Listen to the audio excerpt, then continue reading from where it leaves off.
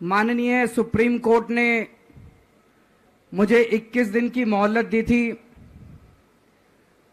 मैं तहे दिल से सुप्रीम कोर्ट का शुक्रिया अदा करना चाहता हूं, बहुत बहुत।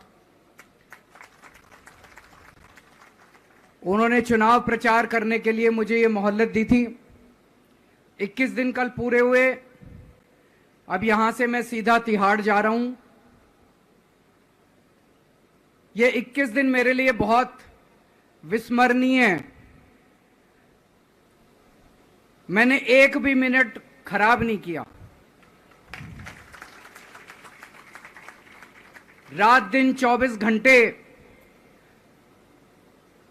देश को बचाने के लिए प्रचार किया है।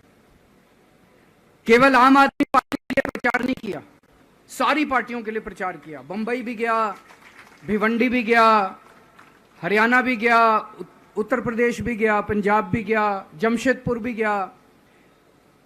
जहां मौका मिला, जहां जिसने बुलाया, उसी के लिए प्रचार करने के लिए गया, देश बचाने के लिए। मेरे सामने देश था। आम आदमी पार्टी इंपॉर्टेंट नहीं है, आम आदमी पार्टी सेकेंडरी है।